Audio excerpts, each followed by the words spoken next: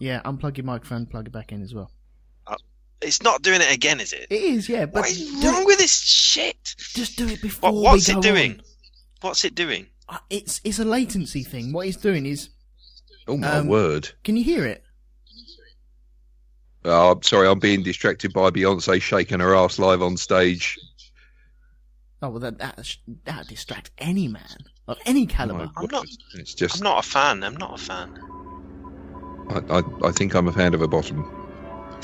Do you like big butts?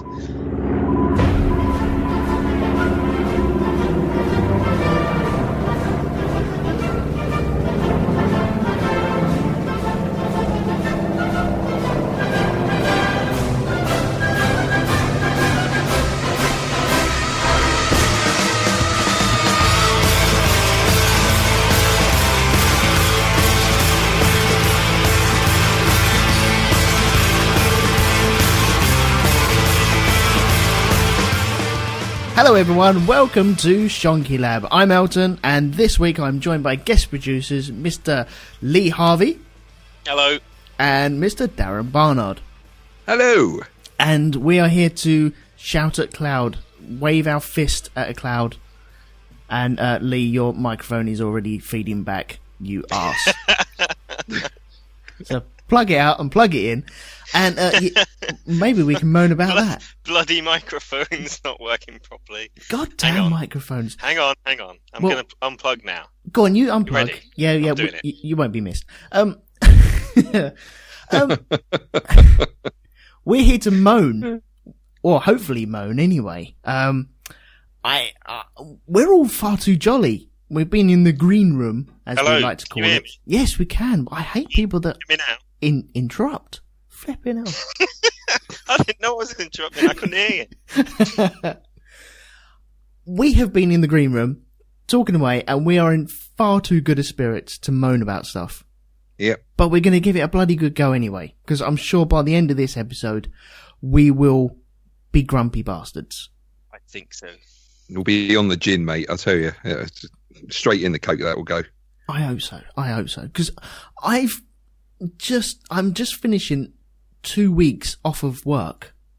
And so really I am at my peak of happiness.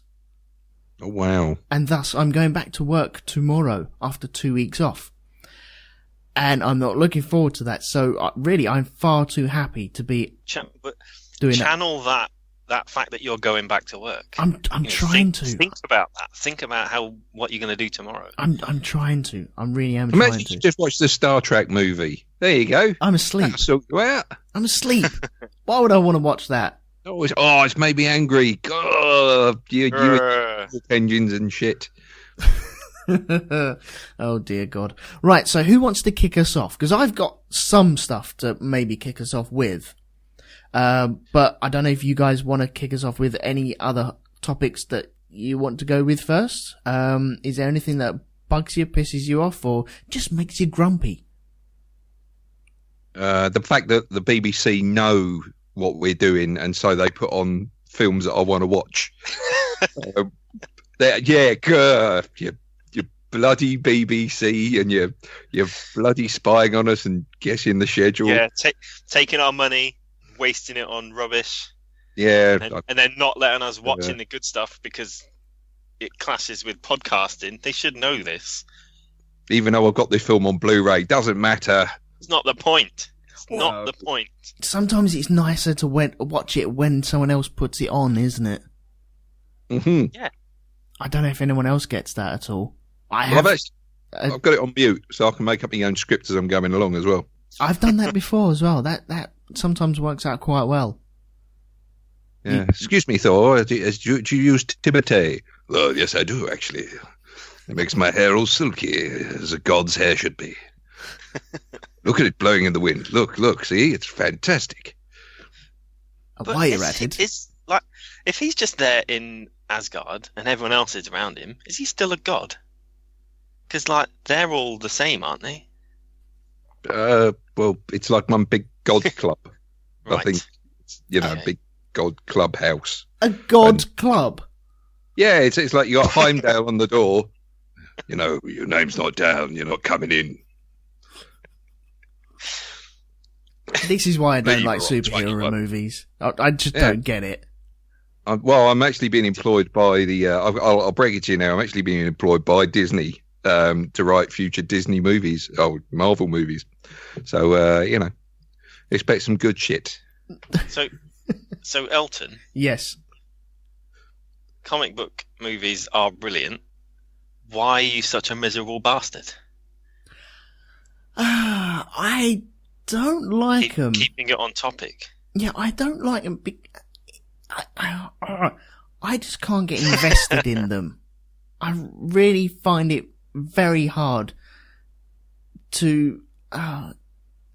For me, they're too unbelievable for me. Even though I like spaceships and lasers and shit in space, there's just a boundary that I just can't cross. It's the same with the Harry Potter movies. Part of being a good miserable bastard is being a massive hypocrite. So you're okay to love spaceships and not like Marvel superheroes. That's normal. Because they're daft. Exactly. I just, when they start doing the punchy jumping around, I get the on when I'm playing video games, when people start Marioing around, bouncing off walls, because, everyone in the armed corps bounces off walls and, does all this quick scoping shit. And that bugs the living crap out of me. Do you mean like the original Halo? When people just jumping up and down all over the place? Yeah. And they're bouncing around like Mario. And you're like, what? Hang on, you wouldn't be able to do that. For one, you're a fat bastard sitting on your couch just in your pajamas, and you have Whatsits in your lap as well. And two, you couldn't make it up the hill to the post office. And you're still bouncing around like that and acting like a dick. And it's just... But it's not real, Elton. It's make-believe. That's the thing. You see, this is a great thing about make-believe. Right? Okay, reality. Right? Okay, real stuff. Make-believe. Anything can happen. Anything. Yeah, right. But in Elton's defense, when you're playing these games, that behavior is so bloody irritating. You've got a genetically engineered soldier. Right. No, okay. And nothing to do with the physical attributes of the actual human being playing it. We're not the way they play these games. We're not talking about like Bob Jenkins from number 59 fucking Memonsey Road near the station, who's decided to sign up to the army. It's like, it's not him. Of course, a couple of times doing that with all the kit on, you're going to get knackered, right? Become an easy target. This is a genetically engineered soldier who can bounce off the walls and do all this kind of shit. So I just can't. No, you Next argument.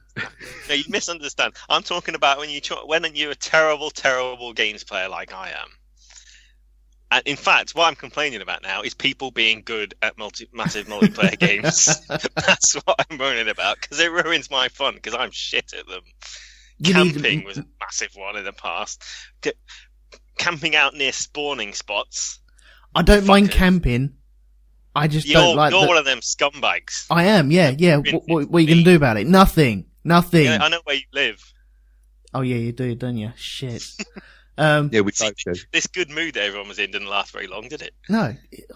Yeah, we're all in the swing of it now. That's good. Yeah, but there's nothing wrong with camping. What the fuck are you on about? Wrong with camping. Well, what's the point in playing the game if you're just going to stand there looking at a spawning spot and shoot everyone as soon as they appear? You're ruining it for yourself. You're ruining it for everyone else playing. I'm disappointed in you, Elton. I get the spawning spots, because I could never find the spawning spot, so I'd never be able to do that. And then some bastard would come along behind me and stab me in the back and then teabag me. And yeah, I've never seen the Taliban teabag a British soldier, or vice versa. And so it's very unrealistic. And as soon as you get that, it just bugs the living shit out of me. That being said, I love jumping in a bus on Grand Theft Auto and just driving around and mowing over people. But, that's on the different scale of things, I suppose. Because that's realistic. What's your problem, Barnard? Oh, sorry, just taking a swig of coke. Okay, well, let's take a look at that, shall we? Okay, right. You go around in the game, you commit a lot of crime, and you sort of like your score builds up, or should I say, the level goes up as to how wanted you are. Right? Okay. in real life, if you do that kind of shit, you don't just hide in a fucking post office and wait for it to go down. They don't just like, oh, he's got away. Well, there you go then. Oh, what's next? Go home. Let's do that bloke. Change your do clothes. that bloke over there. He's parked wrong. We'll give him a ticket. It doesn't work like that, Elton. Oh, he's okay. resprayed his car yellow. This is it. He's been on an hour-long murderous rampage, destroying half of the city, but we can't find him because he's sprayed his car a different colour. Yeah, but he was wearing bell-bottom jeans when he got in the car, and now look, this bloke's got skinny jeans on, so it can't be him. No, see, he's got away. It could be that American police are just really bad. I'd be careful with what you're saying there. I mean, I haven't seen anything in the news about them doing anything particularly bad. Really? Christ, what news have you been reading? Not the Beano? Is that what you've been reading? Oh, Dennis the Menace. Whoa, he's a bit of a chap, isn't he? Oh. He gets away with everything, doesn't he? He gets away with blue murder. Literally, that's the last episode of. I've heard this on the grapevine. They're bringing Dennis the Menace to an end where he does actually commit a murder. He kills water.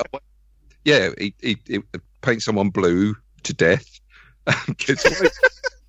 He literally does get away with blue murder. Oh, shame on him. Right, I'm going to hit something that really does bug me. Go on then. I don't know if anyone else gets this, but you know, when we're talking about movies and other people are talking about, I listen to quite a lot of podcasts about movies and stuff like that. And it's when people are referring to, let's say, Superman 3. And then they refer back to Superman 1. It's not Superman 1. It's Superman. And it's actually Superman the movie. It's got you there. Oh. I hate it when people refer back to a movie without using its proper title, Elton. Yeah. But calling it Superman 1. It's not Superman 1. It's the Superman. First Superman. But it's not Superman 1. It didn't come out as Superman 1. If it's playing devil's advocate right here with this, if it's not Superman 1, then why is the next film called Superman 2? Correct. You can refer to it as that. If you've called the next one Superman 2, which they do. Okay. There's so many Superman films. If somebody says Superman, you're going to be confused. I don't know which one he's referring to. No. Why he's saying Superman 1? Aha, I know now. No, we can say Superman the movie. That's it. We know exactly what one it is. People do this about Alien, and they go Alien, and Alien 2, and Alien 1. What the hell? What are you doing? It doesn't work like that. That is incorrect to do it like that. Predator 1. No, it's not Predator! Urgh, flipping hell. No, just me. Yeah. Oh, yeah, pretty much. Really? I thought more people would be on my side about that. There may be. Let's have a look in. Chris is in the chat room at the moment talking about fucking clouds. I don't know. Yes, he is. I need to scroll down and just that is. It said nothing else. It's like having Dougal from Father Ted on the chat board, isn't it? It is a little bit, yes. So no one gets along with the Superman 1 and the Die Hard 1, let's say. I don't mind it. I've got no problem with it. Really? Of course, if we are answering questions to the quiz, and we have to give the right answer. But yeah, in general conversation, yeah, it's fine. Got no problem with it. Okay, so I honestly thought you might prick your ears up at that. Okay, that's fair enough. No. Unless it is, I think, unless I'm having a bit of a geek off with someone and they're particularly annoying me because they think they know it, then fuck them. Yeah. Then everything's fair game. Fair enough. Have you got anything on your list that you want to stick in? Have I got anything on my list? that I want to stick in? Yeah, anything that gives you the ump. I'll tell you what. One thing that gives me the hump, right? And I know this is we don't see them about much now. I don't know if this is like a fad that's dropped off or what. But it's these fucking idiots who go around on these 2-wheeled fucking boards, right? They just look fucking idiotic. They really do. It's just, what do you think? Do you think you're not getting any fitter doing that, right? You are literally going to be about, you're gonna become very unhealthy if this is how you rely on getting around all the time on these fucking board things, right? Okay. And the fact that anything that moves faster than walking should be in the fucking road, right? That's it. Okay. And they should be in the fucking road. I'd like that. I'd like to see them in the road with high speed moving traffic. That'd be lovely. And massive number plates around their neck. Definitely. Can I just ask before I go any further, because I know I've sort of like uttered a few expletives. What's the level of expletive I'm allowed to go to? You can do a category C or category anything really. Okay, All people on out. those boards, right? Okay, people on those boards, they actually make scooter riders look less of a cunt.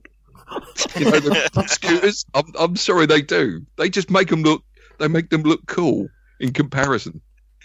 I saw a little old lady on a scooter the other day. Shut up. Traveling down. No, it's true. Yeah. At least they ride in the road. Most of them. Well, actually, no. Saying that, no, fuck it. No, I've seen them ride on the fucking pavement. Everyone should be on the road. Yeah, everyone.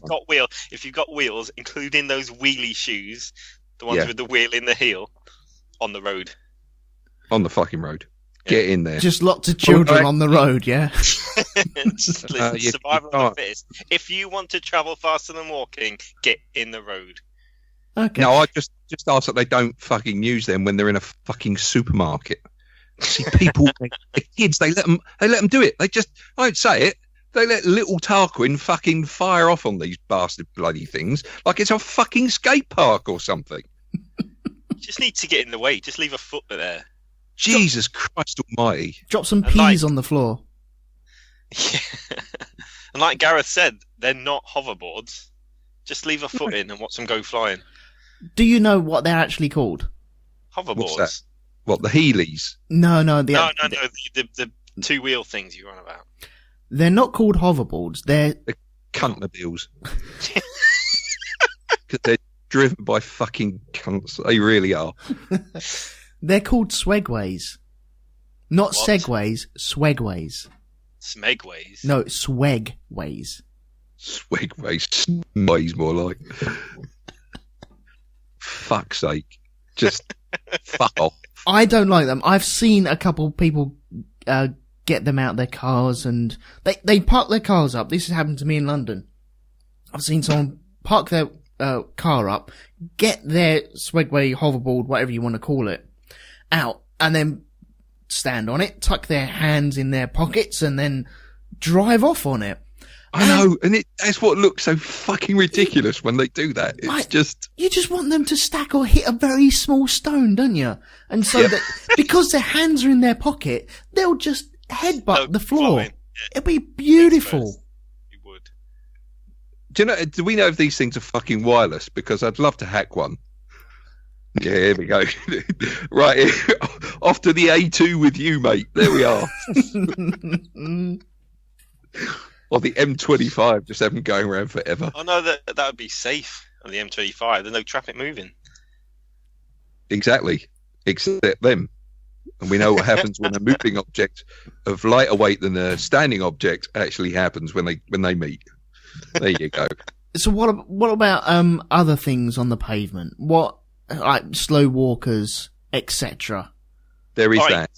Bikes. Yeah, Except- people who ride bikes on the pavement. Except when I do it, that's fine. Oh, then it's all Everyone right. else, yeah, absolutely, that's fine. Do you know No, what's I the see. worst? I see It's- plenty of that. It's when you get a cyclist, they're in the road, and they stop at a red light, and then they use the crossing to get over the road. And then they continue. You little... Yep. Running red lights. Just running red lights in general. There is a guy who just, I don't know, he just gets on his bike and he's I don't know, he must be about 35 and he's riding one of these kids, you know, the laid back chopper bikes. Yeah. Fucking hipster twat. He's on one of those, right? Okay. He's on one of those and he just doesn't stop. It's as if he just switches off. And there's like red lights a go down fucking near Liverpool Street it is. I've seen him do it a few times and he just rides through red lights. Yeah. I'm just crossing the road and he just rides straight in front of me. Just push him over. Yeah, You should. Fucking stone cold Steve Austin on him and just one arm out. Yeah. Bang. Take that. Then go, oh, you know, there was a green man I was crossing. Fuck you. I've also seen people where they're riding their bike on the pavement and they come along and they press the stop wait button for the crossing. By the way, Lee, unplug your microphone, plug it back in. Oh, what? What? Yes. I've seen them press the button and it stops the traffic. And what they'll do, once the traffic is stopped, they'll join the road. And you think, you little bastard, I'm going to take you down. I'm going to drive right up behind you and take you down. And you just think, oh, come on, either just join it or just start in the road. What the hell are you doing, man? Cyclists are awful, awful people. I mean, I am one, but I hate them. From living in London, it's not too bad in Southampton. But in London, they're all cunts, every single one of them. But why do they get a bad rap, though?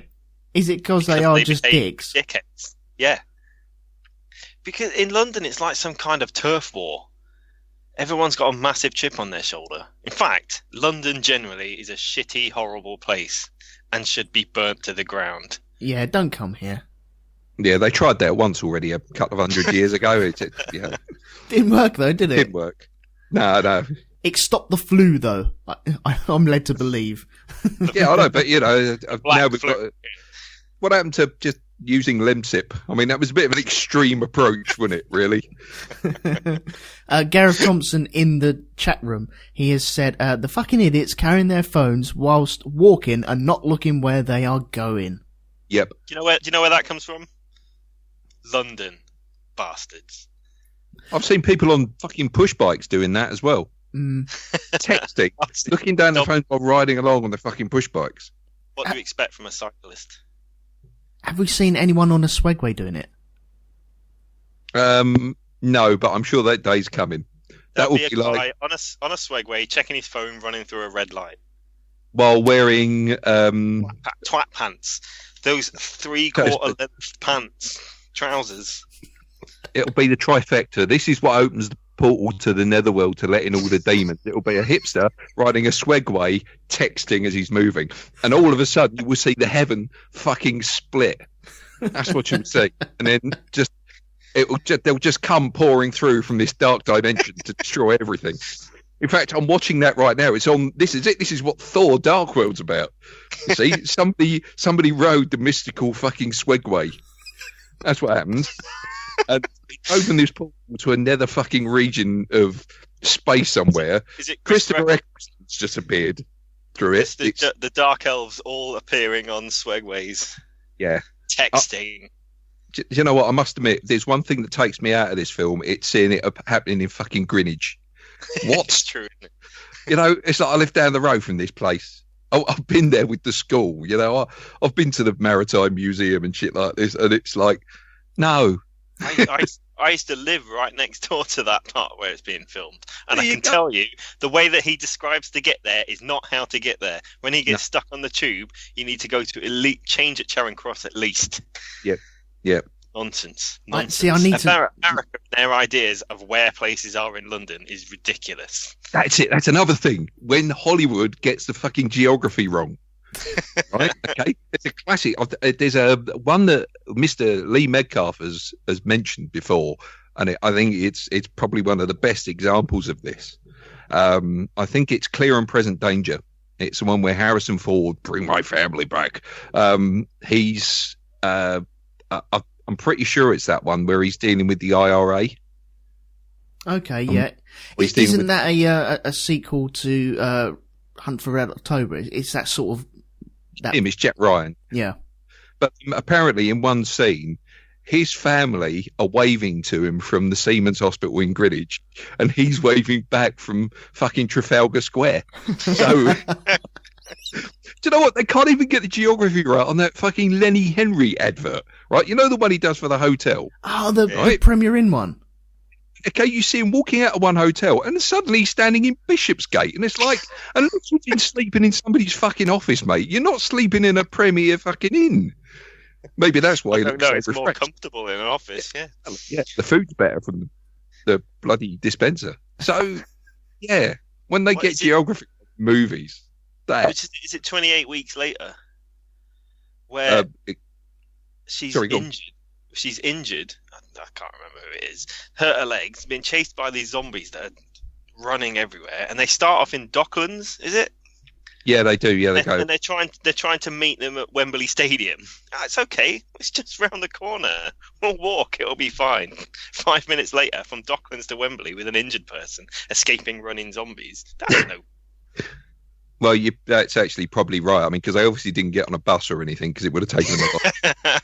So, you know, the traffic's a bugger. It really is. Excuse me. So yeah, that's another thing that fucking annoys me. Incorrect British geography in American movies. See, I'm sure it works both ways as well. That's what you're talking about, right? Okay, where he's just landed in Charing Cross, right? Yeah. He's just getting on the tube now, right? So let's see where he ends up. So you can't even get the tube to Greenwich. Right. Hold on. Here he is, right? So he's and lady's like, "Oh, you're so muscly," and flying along here. Okay, tra la la la la. No, Christopher Eccleston looking. We'll come back to this. This is like, well, I think talking about Hollywood misplacing things. Robin Hood, Prince of Thieves. What one? What version? Robin Hood, Prince of Thieves. Yeah. Sorry, Robin Hood 1. the Kevin Costner one. That's the one, yeah. Or Robin Costner, that one. So Robin Hood one. Oh my God! Next time I meet you, my God. So he washes up on a beach down south. He walks to Nottingham. Fair enough. There's not a lot of bus services around in those days. Yep. Do you remember that scene when he's walking down that big wall? What, Hadrian's Wall? That's the one, yeah. Oh, there we go. That's the long way round from the south to Nottingham by Scotland. Okay, I'm just checking the train map now. He's checking the train map. A god has to check a train map. No, I'm checking the train map. Oh, you're checking. Oh, okay. Sorry. Let's see. Sorry, I got gods and yourself mixed up. You can't get to Greenwich like that. And anyway, Thor, what are you doing relying on the underground to get there quickly? Can't he spin his hammer or something? He didn't have it. He didn't have no. See, stupid superhero movie. He didn't have his hammer. No, he threw it. Sure. And it's does he have an Oyster card? Does he have an Oyster card? Does he carry that around? I mean, how did he get onto the tube? I think he's got one of them little plastic wallets, you know, that flip open. He's got that. He's got his intergalactic Oyster card. That's another thing that bugs me. Do you think he has like an Iron Man card holder? Yeah. Or is he Captain America? I think he's actually just walked through the gate anyway. And when I say walked through, I mean he literally did just walk through it. And it's totally destroyed. Right. That is one thing that does bug me nowadays. Though I can't just get on a bus in London. I need an Oyster card, or I need to pre-book the journey. They don't take cash anymore, do they? You can use your contactless card, though. That's pretty cool. I don't have a contactless card. I just have my normal... well, that's your problem then. No, why should I have to... Like, if you were in the 21st century like everyone else, you'd be fine getting on the Why bus. should I have to have a contactless card to get on a bus? I remember pay for the bus. I remember getting on a bus with a £10 note, and oh no, you can't get on the bus with a £10 note because that means I've got to give you all the change. On a bus.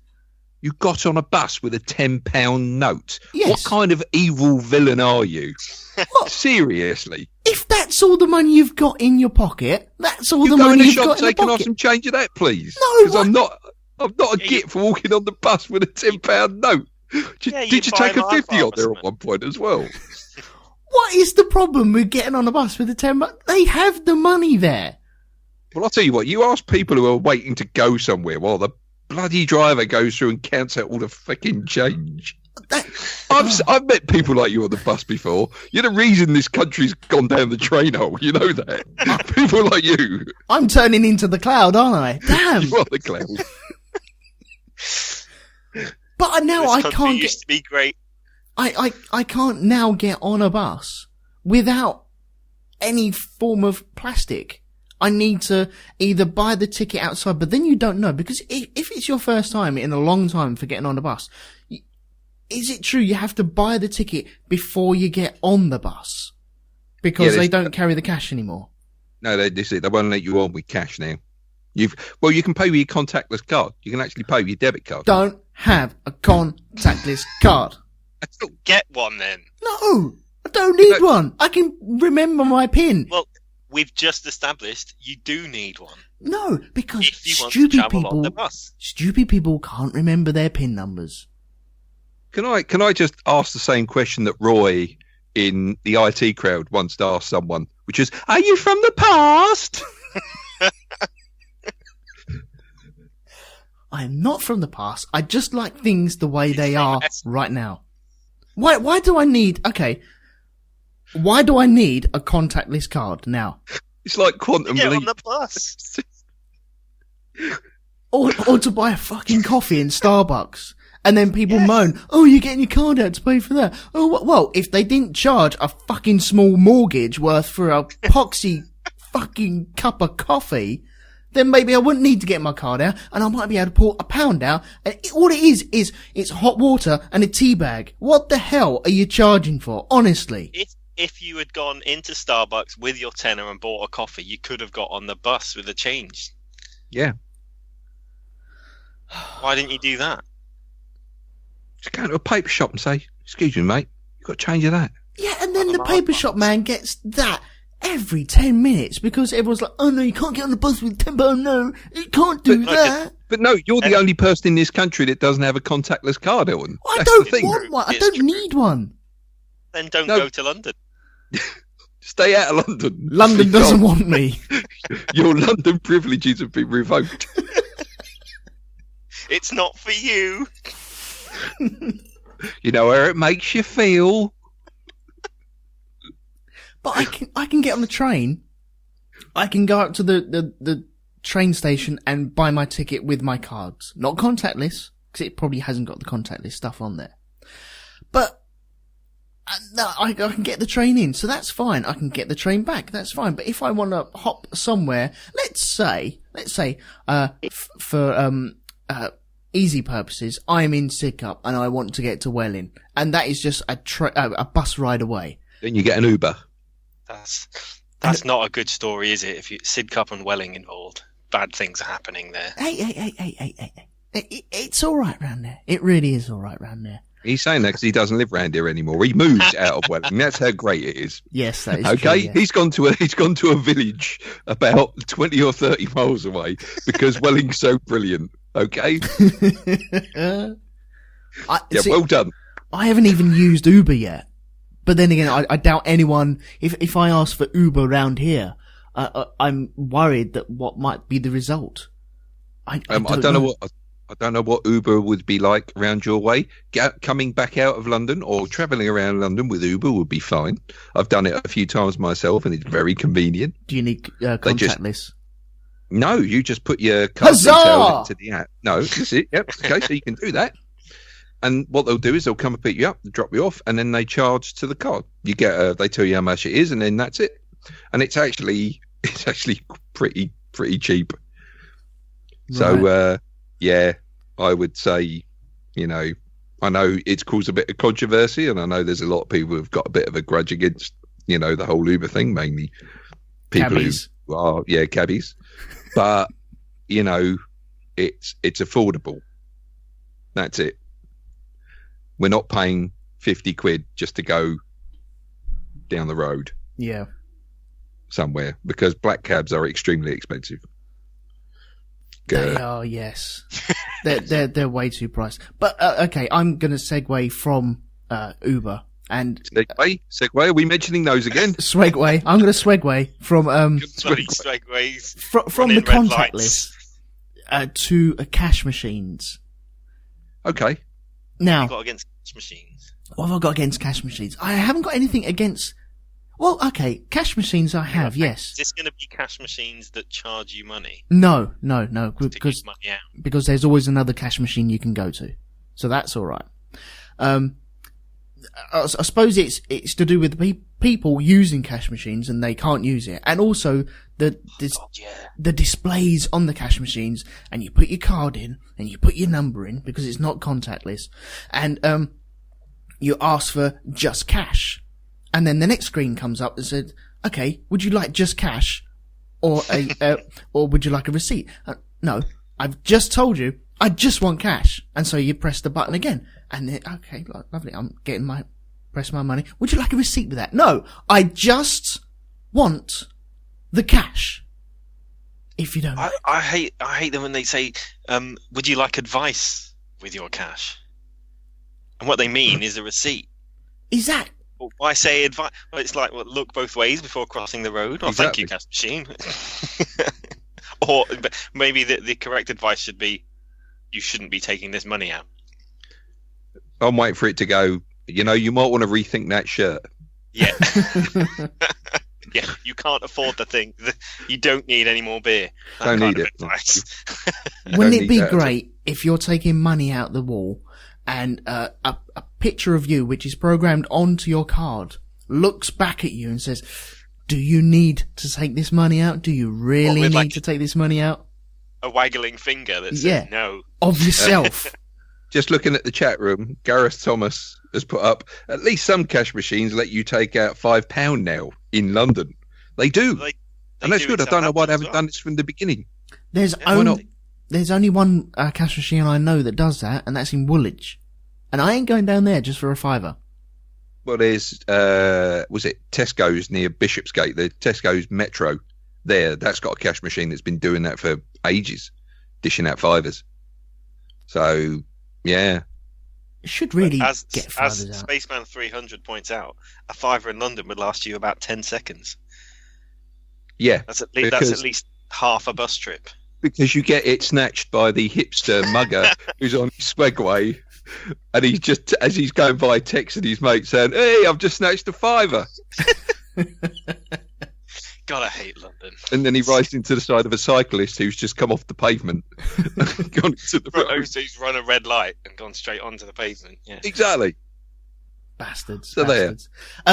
People queuing up in these cash machines. Why do they wait until the very last minute to get all their cards out to use it? I don't know. Or they stand there and they're just fiddling around. I've got to put this card in my purse there, and I've got to put my purse back in my bag, and I've got to put the bag back on the shopping trolley, and just move aside and let me use the cash machine. It's just no spatial awareness of some people. Yeah, and then they take half an hour to put it all away, and they do it really slowly and considerate. Or people who use like 2 cards in one trip. Oh, so you think, okay, brilliant, here we go, it's going to be my turn now. Oh no, wait, they've got another card. They're going to put that in and dick around with the machine. Probably not even getting any money out, bastards. Have you ever used 2 Just cards? getting some advice. Oh yeah, I do it all the time. But it really pisses me off when other people do it. Darren, you strike me as a person who would do that. What's that? What? Use 2 cards at a cash machine. Use 2 cards? No, I don't. No. I use one. Actually, the only time I've ever done it is not when I've had a big line behind me. I've always kind of just let people go ahead and either that, or I've got money out with one and I've gone to the back of the queue and waited So, you're a saint. You're a saint. I just don't like the or a liar. Well, you like queuing. I mean, people just take a look at me and think, what a cunt anyway. But I don't want them thinking that. I want them, maybe he's just pulled out a second card, but he's going to the back of the queue. Maybe he's not such a cunt after all. Maybe that's it. I take that into consideration. It's like, live by your rules, man. Live by your rules. Don't do the shit you moan about, because then you can't stand on the hill of righteous injustice and complain about all the fucking peasants below you. I love doing the shit that I moan about. Watch me.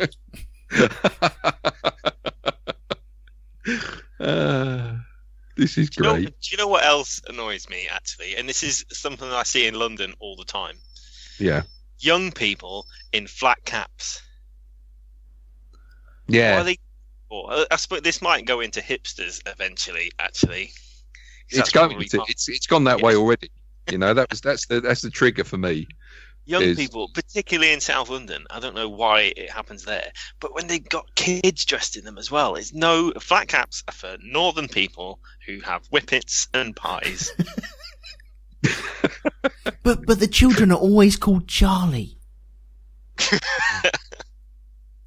I don't know why that is. It's Charlie or Alfie. Yes. Or something from EastEnders. Yeah, or something old. Something really old. Like they've got a little girl called Gertrude or something like that. Is that to justify the flat cap? Or Doreen. Yeah. I've only called I've not heard of Doreen yet. Actually, I've not heard of a little kid called Doreen.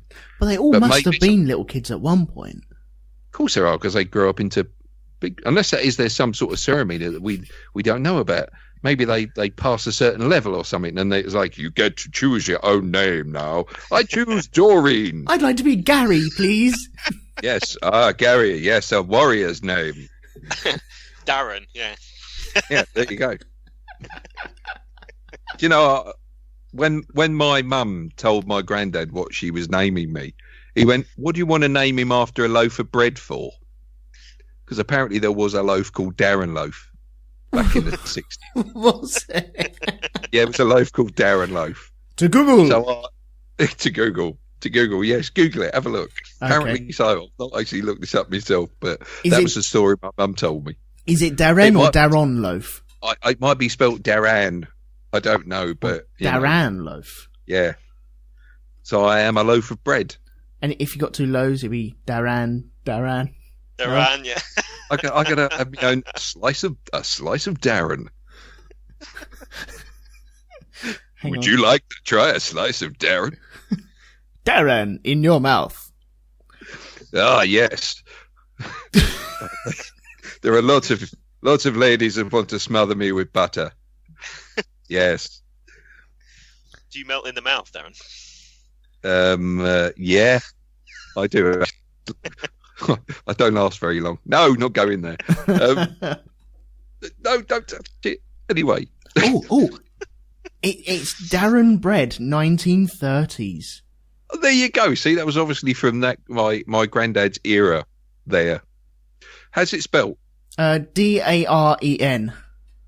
All right, okay, so slightly different from my name, but Darren. There you go. Yeah, Darren bread. Yeah. Wow. Incredibly hipsterish thing to do these days. The Darren loaf was a brown loaf made with very fine ground flour, and early advertising signs promoted the product as the best brown bread. Ideally suited for health and fitness. Was it sliced by any chance? Because you can now say what was the best thing before sliced Darren.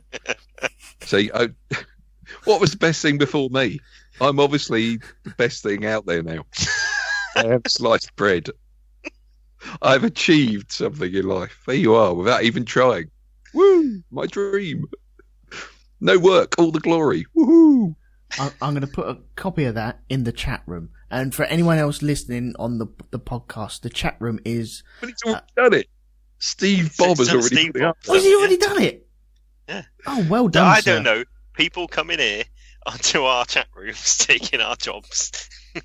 God damn it. No, okay. Anyone listening on the podcast, not live, you can join us live when we do this. It's on mixler.com, mixler.com/RogueTwoMedia, and then you can join in all this fluffy fun that we're doing right now. Yeah, thanks, Steve Bob. That's awesome. In fact, I'm not sure where it is, but I'm on the side of I'm actually named after, and I've got my name on an office, Darren Bread. Where is that? Let's have a look. Maybe I should get them to sponsor us.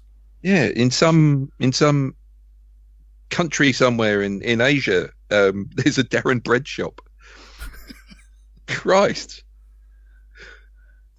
I could be like a god or something when I go over there. It'd be like, it is you. It was foretold in the scriptures. Do you mean like that Simpsons episode when Homer his face is on the front of a washing powder box? Damn right. Yeah. Why am I Mr. Sparkles?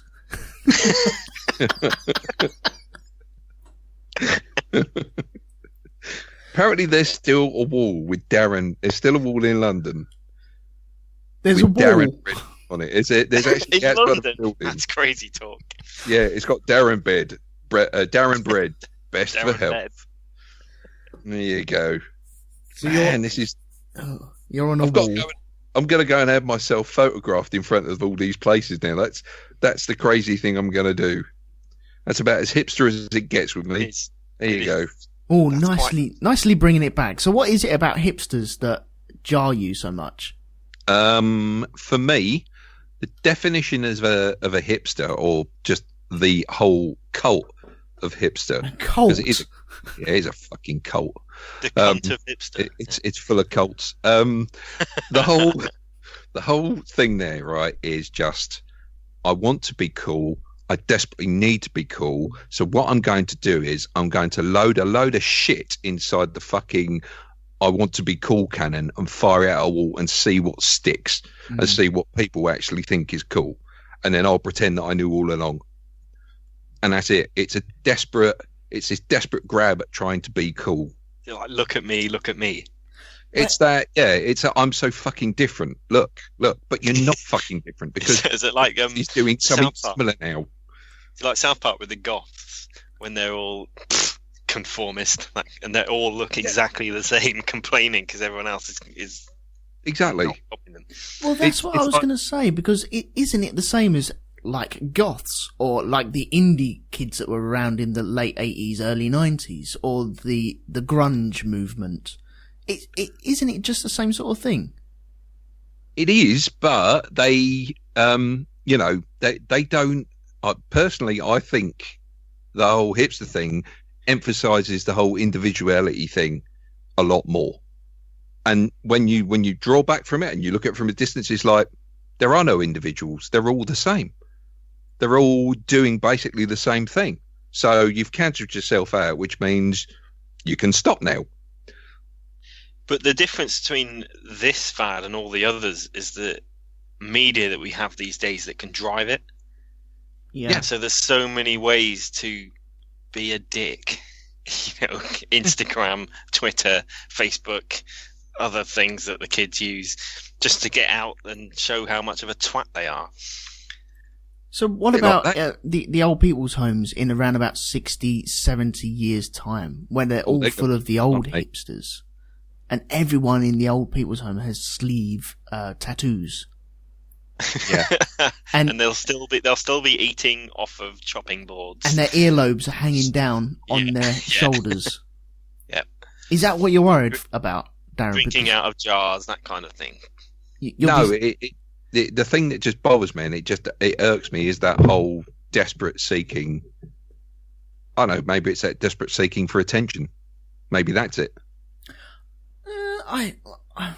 I get it, I understand, but I don't see it as any different as any other fad that has gone along before or will happen later on in life. But it's got into everything, like pubs, for example. None of these fads ever had. There were never pubs falling over themselves to become a hipster thing. It's the whole Emperor's New Clothes, right? I'll give you an example. There is a Mr. Medcalf will he will corroborate this. There is a pub in Grove Park. I think it was called the Grove Park Tavern, right? And basically, they've moved into this pub. I think that the walls and that were falling down, and they've just gone, fuck it, we can't afford to do this place up. I know, we'll just pretend that this is how we made it, just to make it cool, because it's all kind of, it's broken down and shit, and people are into that kind of stuff these days, aren't they? Mm. Yeah, and it's like that. It's as if somebody, you walk in there and it's like, it's a half-finished place. You know, it's like exposed pipes and fucking shitty plastering up the walls, and it's just, you know, this is cool. I know someone who wears the, because who's it? Someone's just mentioned about big beards and NHS glasses on the chat. But I know someone who wears those big black frame glasses, but they don't need glasses. There's no glass in the lens. Mm. They're just wearing the frame. Just to be cool. It's nonsense. Yeah, bloody clouds. Are there any outside? I'm just going to go and shout at some in the darkness. I get all the big beards, and one day that time will come where the beards are no more, and there'll be sinks and pipes blocked up with the amount of hair that is shoved down the pipes after all the razors have cut. People will be panic buying razors to cut their beards off quicker than the next man. To say go out of business because no one wants beard trimmers anymore. Yeah, but it's part of their thing that they want to do. I've got no problems I understand why they want to do it. It's not something I like. It's not something I partake. But then again, when I can't be asked to shave and my beard gets a bit wispy, then I get the feeling, oh no, I don't want to be part of that crew. So I have to shave it off because I don't want to be associated. You're not doing like everything else that goes with it. That's the thing. There's a certain. This is what I mean about the whole individuality thing. It's like it's hypocritical of itself. You're not being individuals, but you're saying you are, and it's like you're a tribe like everyone else. That's the thing. Mm. Yeah, Elton. If you were going to work on a penny farthing with a beard, then my word, a hipster. Yeah, that is one of my joys of. You're going in a van. Yeah, I'd love to go to work in a penny farthing. Just, someone to film me trying to get on one of them things. I'd love that. That would be brilliant. I'd be killed instantly, but it's worth it, I feel. Would that be because you'd be running red lights or texting people as you're riding along? I would be. You also need to pull your mic out and put it back in as well. Because... Oh, fuck off. Do you know what really gets is people who use dodgy technology. Right? I've got a complaint. Logitech fucking earphone things, cheap shite. Right. That's it. Oh, that's it. Okay, fair enough. I thought you were building up to something. It was right. The very first Shonky Lab that I came on, it was fine. When it was just me and you, Elton, doing that sports one, no problems. Right. Anytime you get anyone else in, and it just can't hack it. Okay. Take from that it's Darren's fault. Yeah, I get the feeling you're blaming Darren for that. I wouldn't want that. Yeah, you would. I don't know what the problem with this sack of shit microphone thing is. Oh no, where's the chat room gone? It's back there. It's just bailed out for a minute. Right, we're in the last 5 minutes at the moment. I feel like we've got more to express with ourselves. So what we'll do, if we take a 5-minute break and come back for maybe another half hour or see how we go. And then, just one thing, one thing before we go, just in case it does go off screen. One thing Steve Bob has said, I would say that hipsters are what fake goths become when a goth is no longer cool for them. Real goths are always will always identify with being goths and that whole scene, whereas the hipsters are the type of people who jump on any fashion bandwagon that will make them seem cool. Yeah, because you got the teddy boy thing as well at the moment. Yeah. And I'd imagine that because you can flip-flop in between that. And so once the hipster thing has died its death, because it will die out. It will die. You'll have your hardcore that'll stay there, but it will also die out. And I think he's right. But then again, it's a generation thing, so you're always going to get that type of person, aren't you? Yep. And being geeky and being into all that kind of stuff is quite cool now as well. Oh. Is that a fad? What, being geeky? Yeah, but I don't know quite. Do you know what I mean? That kind of just being into comics and things like that, and being into the stuff that has traditionally not been cool, is now really cool. Do you know what? I've just had a. Sorry, go on. No, go on, mate. Go on. I was going to say I've had a totally involuntary hipster thought there when you said being into comics. I was like, I was into comics before they were cool. Reaction. Well, I was going to say, isn't it because it's all hit the mainstream media with Marvel coming out and doing so well?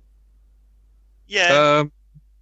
Yeah, I mean, it's good for that, I suppose. But then we have now had the age of the entitled geek, and there's a lot of stuff coming out now from various corners of the internet, various individuals who, I mean, that's another thing as well. But do you think I'll tell you what, those people were they already there, or have they jumped on recently? Or well, we'll discuss that when we come back. Oh, nice one. Okay, so everyone who's listening live, if you want to join us in around about 10-15 minutes, then please tune in again in around about 10-15 minutes. For the people listening to the podcast, just take your cassette out, flip it over, and then press play on the other side, and we'll be right back. Okay, so we'll see you very, very shortly. Thank you very much for joining us.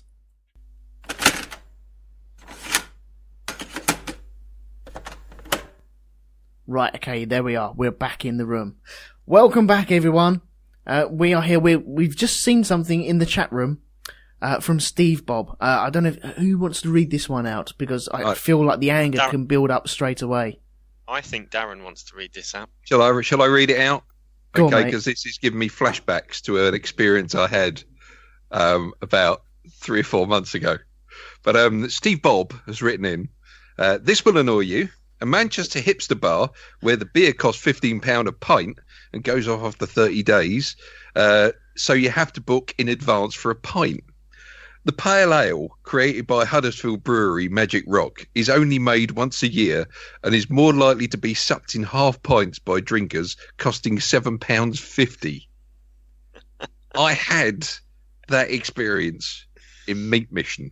I already went off at this on Black Dog. But just for those who never, don't listen to Black Dog or didn't catch that episode,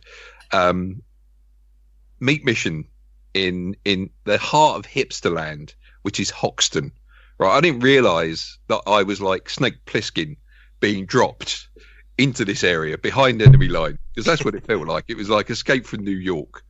I dropped in there, and it's just they wouldn't sell me a pint of beer. Right, they would only let me drink, right?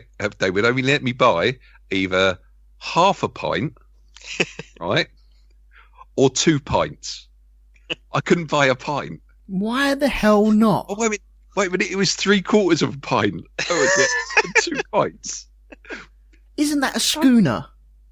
I think that's called a schooner in Australia. I think it's less than a pint. It's like 3/4. It's called a schooner. This is England. We do it in pints here. What were they served in? They were served in plastic hats. cups. Yeah, no. Hold on, you'll like that. The hats thing, right? Okay, I'm in this. I go into this place, right, and I look around, and it is just like Trying Too Hard Central, right? Everywhere they've got all this fucking old shit all over the walls. It's like old is cool, right? Everything old is cool. So I must have been fucking fantastically cool. But I go into this place and it's like the menus are in these big fucking ring binders, right? And there's no like discovery, there's like pages stuck together with big metal rings. So I'm already going on. Then, hang on, Darren, hang on. Of a pint. Hang on. Go. I think this is my internet going wonky. You're going to have to say all that again because it's all gone wonky. Lee, did you hear any of that? I heard it all, yeah. You heard it all? What the hell? What the hell's going on?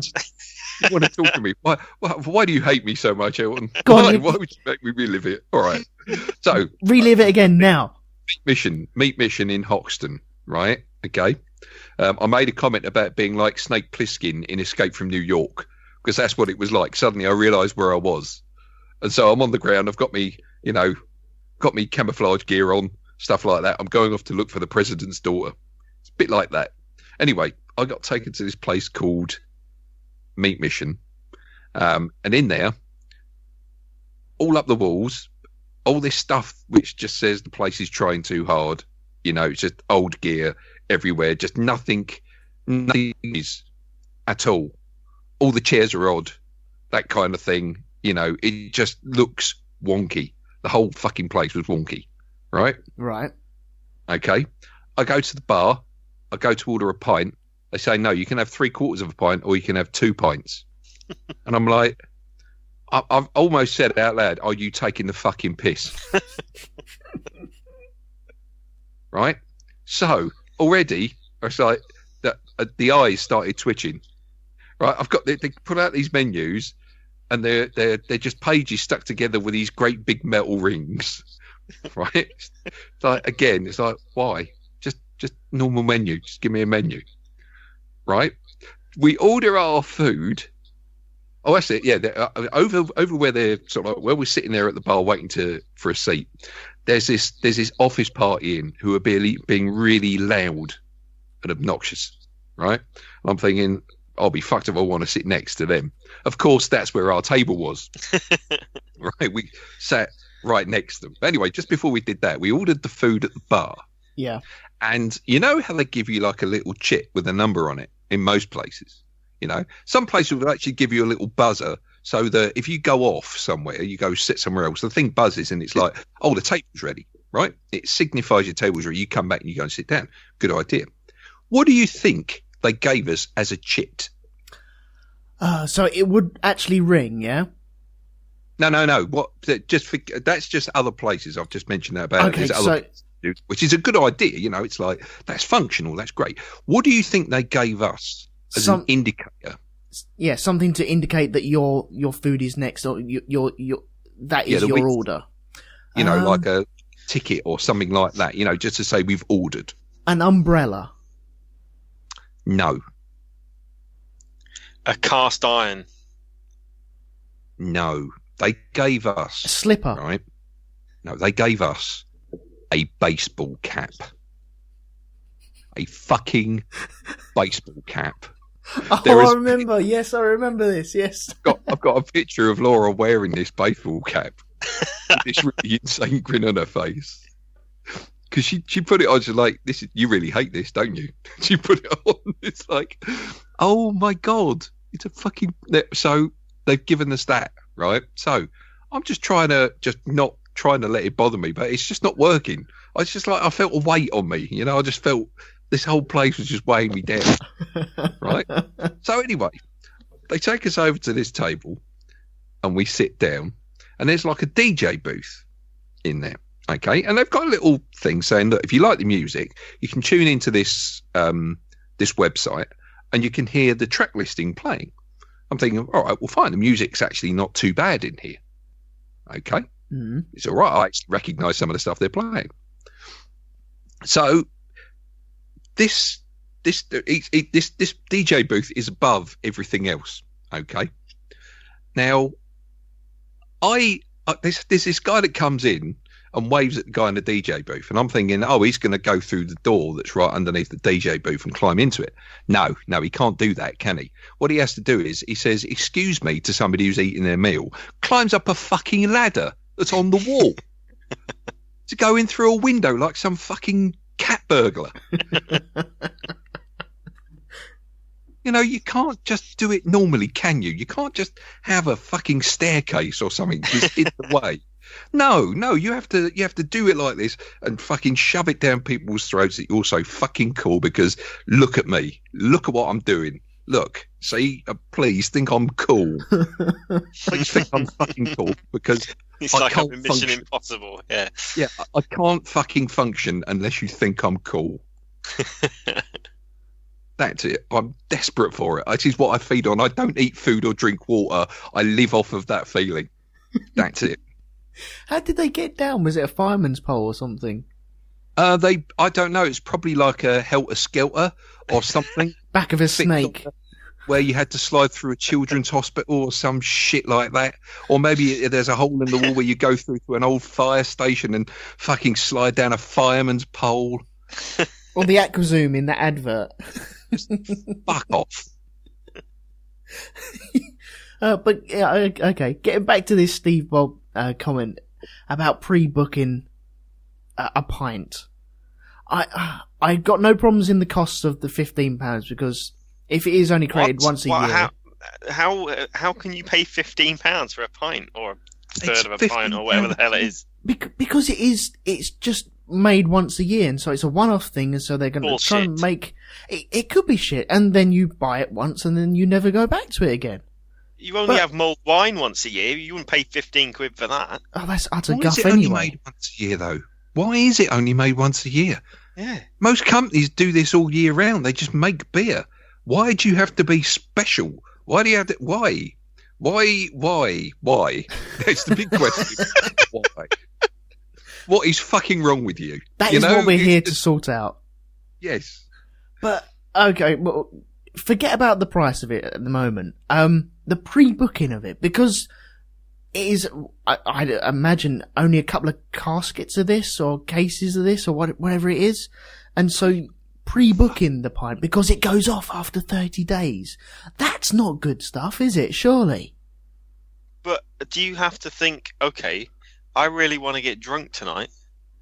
I'm going to pre-book 5 or 6 pints. This is for the pretentious people that like the ales and like to think, oh, look at me, I'm drinking an ale. Don't you know? I'm not drinking your lager shit like all your other common people over there. I'm going to drink an ale and prove to you that I know my shit. It's just, okay. We get it. We've had the wine bars. And we've had the connoisseurs of the wine. And really, it just boils down to, have you got £5 in your pocket? Can you afford that bottle of wine? Okay, maybe. Let's go for that one instead. And I get that people like that sort of stuff, but it is almost throwing it in your face just to show how well you know your stuff. It's creating stuff that wasn't there before. It's fooling people into thinking, yeah, this is great. That's what it is. It's playing on that. It's why?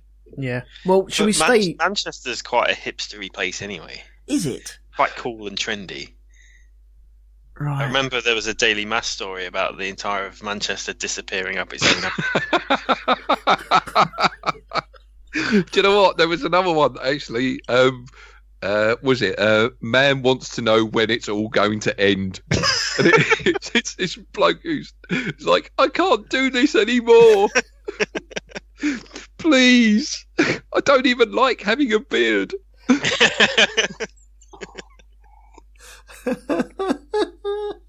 Man, I love that. I should have just bookmarked that and I'll go in and read it every once in a while. Okay, we're staying with the hipster stuff. Hipster food. Right. A friend of mine WhatsApped me, who's listening. £6 for a bowl of cereal. You fucking what? That exists, doesn't it, Darren? In London, in Hoxton, one of the hangouts. It does. Is it's it Hoxton £6. or Shoreditch? Yeah, it could be that whole place. It's just, I don't know. They're all linked by an intergalactic warp tunnel thing. He got 5 bombs and hit a big mob of people. Oh, you're breaking up there, mate. A big mob of people attacking these quite recently. Hang Lee, on. I think you need to redo your microphone, mate. Again. All you hear is crash. Jesus fucking Christ. There we go. Is it work? Is it back now? Yeah. The cereal cafe, there was loads of people attacking it, wasn't there, quite recently? Yeah, I mean, you know what? As much as I've got a bit of a problem with people charging £6 for a bowl of, just making that cool, it's like Emperor's New Clothes. Yeah. That was a bit of an overreaction to that. It was like there were kids and that in there at the time. Yeah. And it's just like, what are you doing? Have a bit of a moan about it, but don't fucking put a brick through a window. Yeah. So what are we getting for our money in the... You are getting a bowl of cereal. A bowl I'm not sure if milk is included in that or not. I imagine so. I'd imagine a cow would be for that price. Some and a some farmer. Kind of artisan milk. It's probably pink. Oh, God. I suppose if... pig's milk. Again, it's fooling people into thinking it's cool. And when they think about it, if you break it down to its components, it's like, this isn't cool. This is fucking daylight robbery. But if people are willing to go through that door, step over their threshold, and drop £6 on a bowl of cereal, it's not robbery. I don't know. Stupidity is what it is. Do you know what it is, right? Okay, what it make it? It's like taking money off of someone who's not actually in possession of all their faculties. That's what it feels like to me. It's taking advantage of somebody else's gullibility. Mm. You know what I mean? It's that.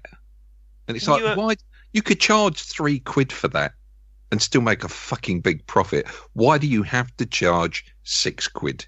Can you imagine if you were like a starving child from somewhere in the world that doesn't have enough food, and you were taken to this place, and you'd be like, okay, so this cereal is food, there's loads of it, it tastes really nice, and then being told that you have to pay £6 for it, and that people would happily do that.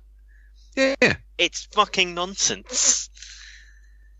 You can get a meal for that much, in pretty much a standard place. It's £6.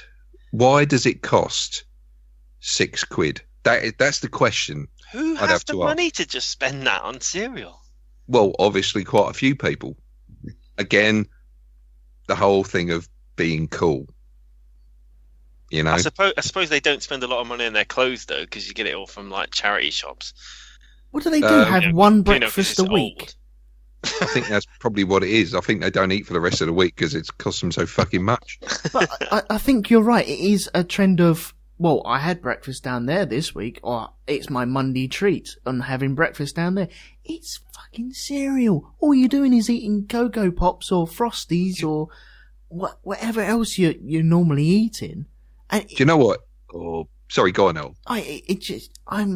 I'm blown away with that. I didn't realise that thing actually existed. And I'd like to go down there, look through the window and say, no, you can't have my £6 because I'm not a fool. I'm not a fool. But, there we go. Well, you could go to the Tesco Metro next door and buy 6 packets of cornflakes. You could outdo them, couldn't you? Outside their own shop. There is no reasonable argument in favour of this place, right? If it was a restaurant, a proper restaurant, you could say the reason why it costs so much is the skill in preparation of the food stuff that you're being offered. Yeah. Right? This is exactly like sitting at home and putting the fucking cereal in a fucking bowl and pouring fucking milk over the fucking cereal. Right? And they're charging £6. It's like these places that do this deconstructed crap. Right? They'll say, you go in and say, I want a coffee, and they'll bring you a jar of fucking coffee beans, a little pot of milk, right? A sugar in a bowl, and a pot full of hot water, and a cup. And a grinder. Yeah, and then they'll charge you they'll charge you £4.50 for the fucking pleasure of it. And it's like, but you haven't done the work. You haven't put this together. You haven't done any secret blend of anything. It's not like the way you pour the water, because I'm doing that. But they've artfully arranged all the composite parts on a slab of wood or something and presented it to you. Yeah, that's what you're paying for, Darren. Get with it, I suppose. What the wood that they found down fucking railway sidings? You mean that stuff? Yeah, that's it rare. Can only be cool if it's like it's you go to a magical place like the railway sidings, and it can only be it's like a religious thing. Actually, it has to be. You can only be considered holy if it's from a certain blessed area, and it's the railway sidings, right? That's it. Like if you find it in a railway, find it in a railway sidings, you're fine.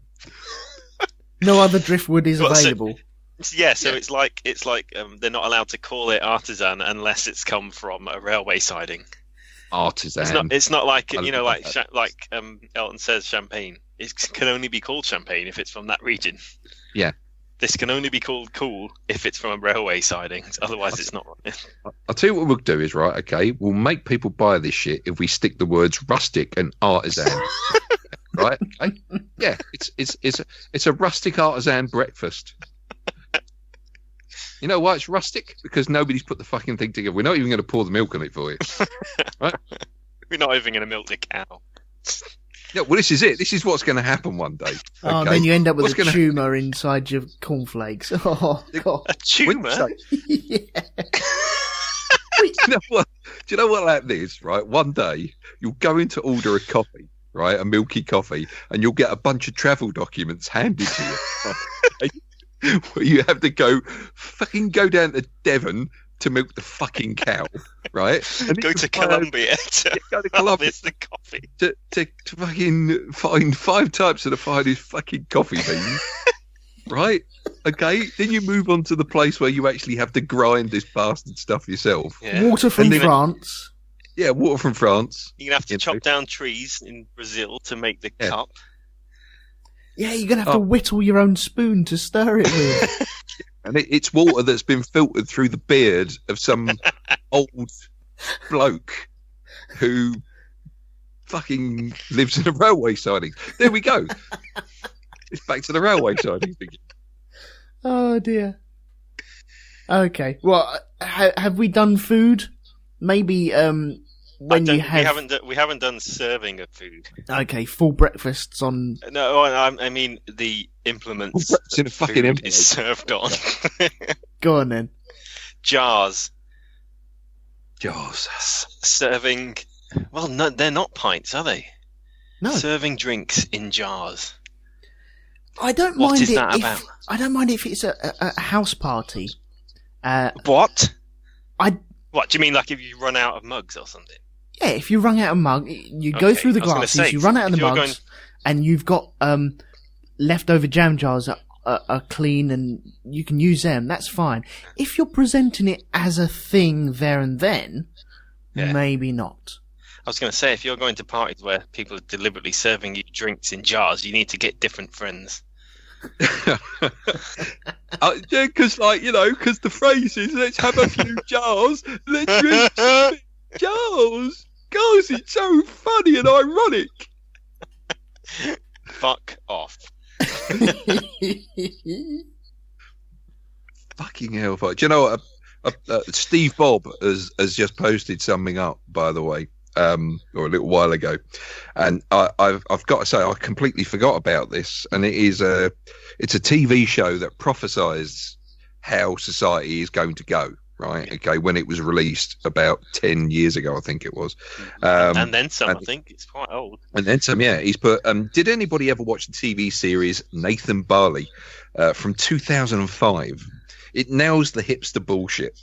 It was written by Charlie Brooker and Chris Morris. It's a satire on fads that have become an epidemic due to the rise of the internet and social media, which led to hipsters. And he is absolutely spot on. That series saw where everything was going. Agreed. Yeah. I don't know how many people actually saw it when it originally came out, but there's a lovely lovely example of this kind of shit. You got Nathan Barley. In fact, the whole series Nathan Barley came from a fake internet version of the Radio Times, right? And it was called TV Go Home, and it would just be a whole page set out like the Radio Times in the same font. And one of the program that featured Nathan Barley was called Cunt.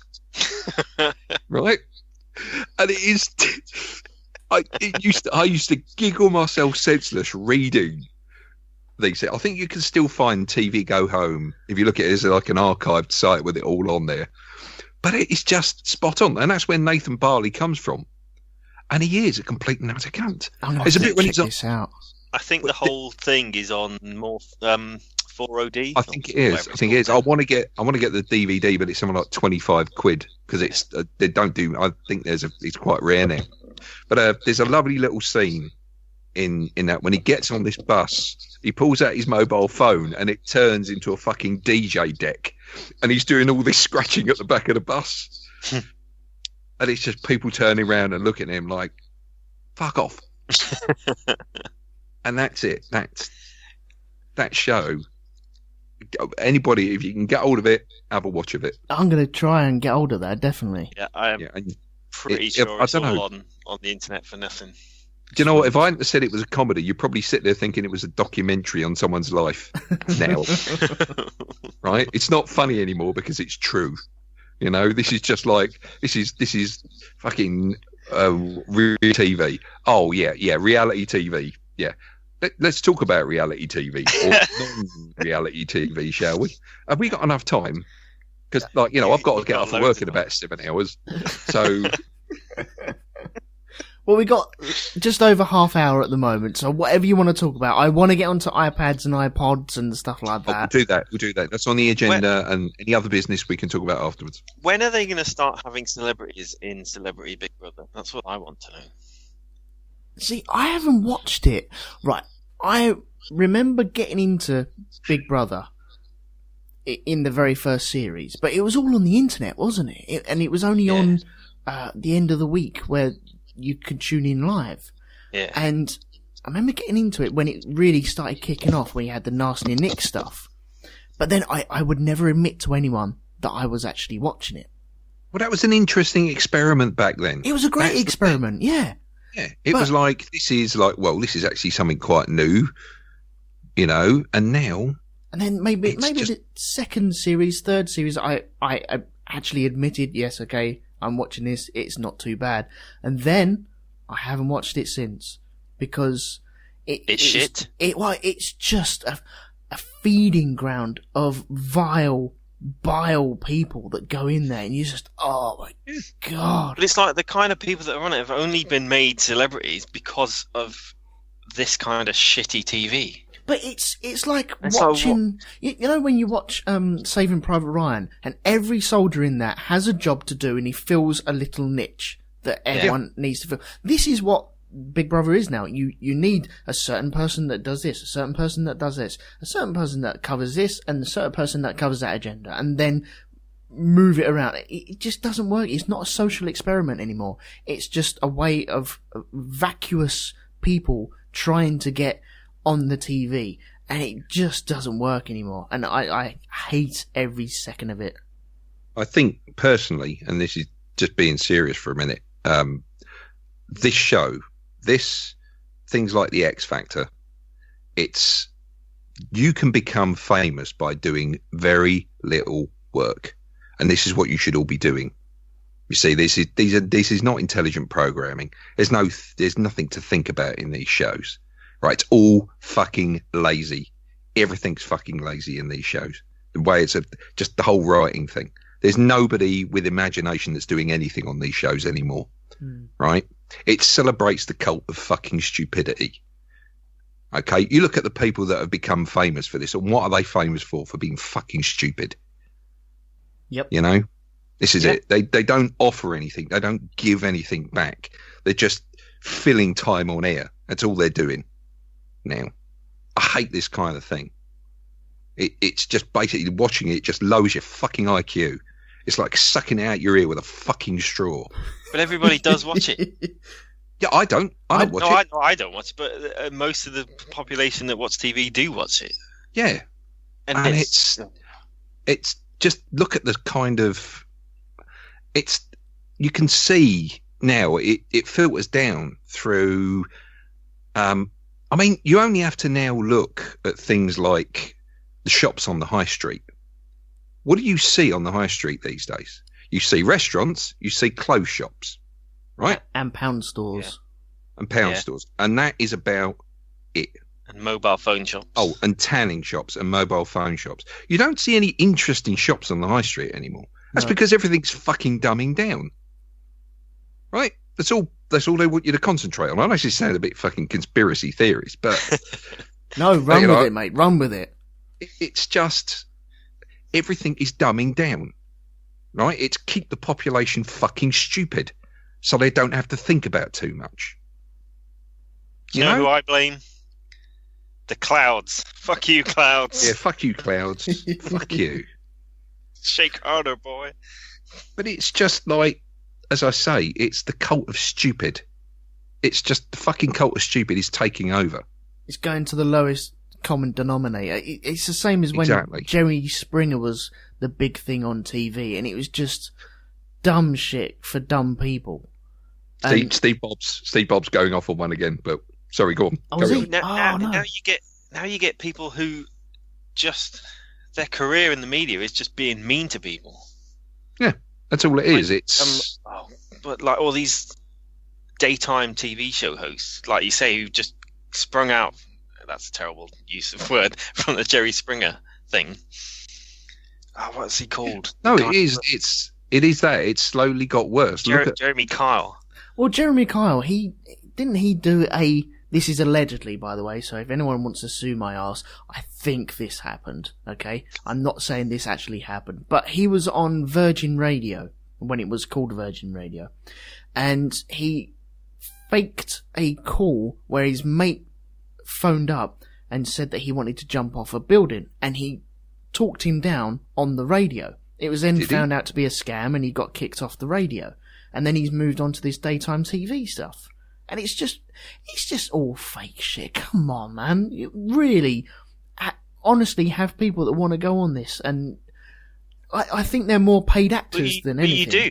But then people, it might start off like that, but then people want to be on it. It's like Darren was saying before about the people who want to be famous for doing absolutely nothing. Yeah. And sometimes very little work, find a way all to do glory. That. It's just by my life's crap. I want to be famous because of it. Jeez. No, it's just most people in society just don't want to try. They don't want to go through that pain to earn that position. They want it given to them there and then. This is it. You know, this is why we have X Factor. You can become a star within 6 weeks. Package it up. There you go. Nice and simple. They don't go through a lot of stuff like a lot of bands do, a lot of singers, where they have to fucking trawl the clubs and go through pain. Yeah. You know, the disappointment of being rejected or, you know, going through all those bad audiences. This lot, the audience is fucking shipped in, and, you know, I wouldn't be surprised if you got in there, watched the show and found out they were holding up clap signs. But it's an industry though, isn't it? It is there just for turnover. It is.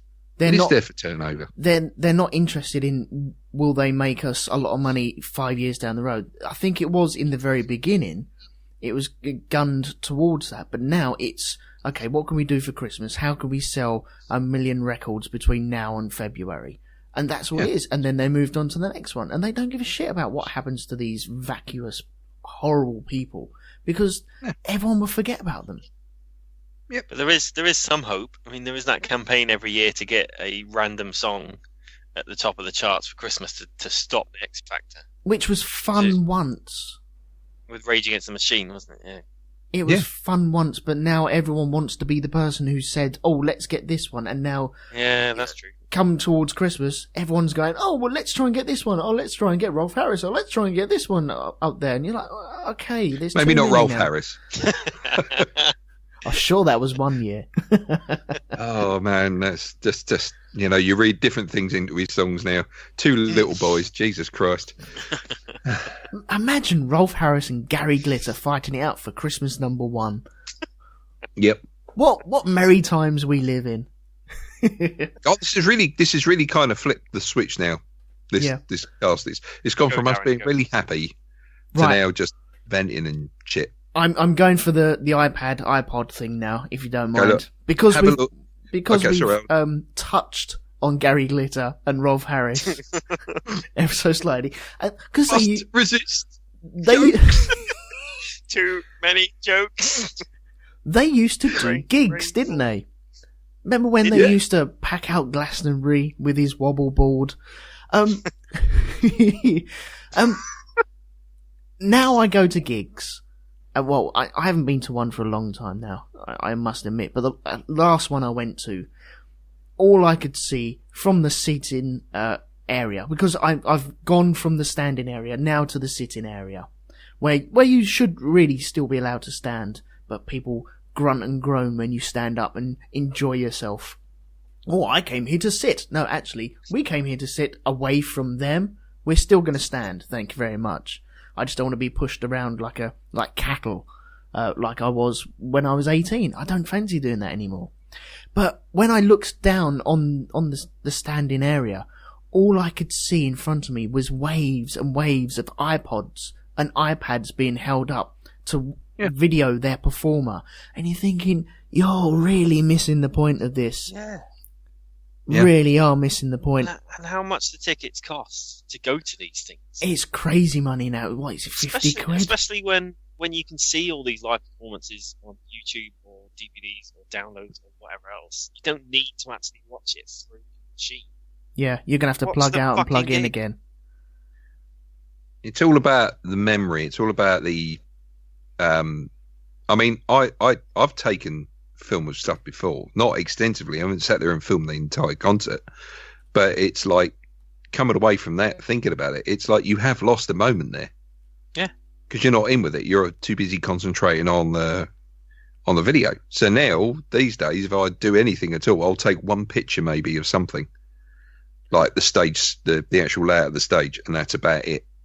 Yeah, I've got no problems. You take pictures of like yourself with your friends and stuff being there. But actually filming the thing, it's the same at football matches. People watching it through their phone. Yeah. Cost you a fortune. What are you doing, you weirdos? I don't mind a little bit of maybe doing a video. Because my son, when we went to the Euros at the start of June, I think it was, my son took a video because Gareth Bale was stepping up to take a free kick, and he videoed that because he wanted to catch that. He really enjoyed catching that, and then when he scored, it was all jumping around and cuddling and everything, and he was really in the moment. We both thoroughly enjoyed it. But then the rest of the match, he sat down and watched it, maybe took one or two pictures. That was it. Yeah. But I've seen people at gigs with their fucking iPad. What the fuck are you taking an iPad to a gig for, where people can ram into you, and then you hand it up, you hold it up there, and all the people behind you, all they see is that big fucking bright light, big square light, ruining their enjoyment of the gig. And you think, it's like, you dick. When some fucking cunt puts his girlfriend on his shoulders at the gig as well. The fuck is that? It's like, you know what, dude? We're all in the same boat. You know, we've all got people in front of us. Get in there early or buy more expensive tickets and go down the fucking front. Yeah. But don't, you know, I don't want to see, you know, suddenly there's a body in front of me. You see it at places like fucking Glastonbury, right? There's all these people who've had a fucking hard enough time trying to get to where they are in that crowd, and then some cunt puts his girlfriend on his shoulders. Yeah, or throws a bottle. Well, and then she becomes a magnet for cups of piss. Yeah. Well done. There you go. I don't understand why people want to go to Glastonbury in the first place. I don't get it. I think it's that whole. Well, yeah. I mean, if you're really into the whole kind of festival thing, it's not that anymore, though, is it? It's all corporate bollocks. It has people been sold. People are being sold this thing. It has been for 15 years, though, surely. But it's like you go, you know, I've got tickets to Glastonbury. I'm so cool. I'm so awesome. It's not Glastonbury anymore, though, is it? No, not really. No, I don't like, especially when you got Kanye West turning up on stage. You think, What? No, you really don't suit. That is not the vibe of Glastonbury, surely. Unless I'm totally missing the point on that. That is not the vibe of it. Especially when he gets up on stage and it's just him and some lights. And then he's in a bloody cherry picker singing Bohemian Rhapsody. What the actual fuck? I'm hoping that one day he's going to reveal himself to be a comedian. And it's like, you know what? I've been having a bit of a fucking laugh with you all along. Like, in fact, he's just going to rip off his mask and it's Chris Morris. That's who it's going to be. And talking of which, just looking at a quote that Steve Bob put on the chat there from Nathan Barley, called Rise of the Idiots. And it goes like this. It says, "The idiots are self-regarding consumer slaves, oblivious to the paradox of their uniform individuality. They sculpt their hair to casual perfection. They wear their waistbands below..." Hold on. It's just somebody's just put something else in. It's moved the fucking screen. They sculpt their hair to casual perfection. They wear their waistbands below their balls. They babble on handheld twit machines about the cool email of the woman being bumped by a wolf. Their cool friends made it. He's an idiot too. Welcome to the age of stupidity. Hail the rise of the fucking idiots. That is it. That is it.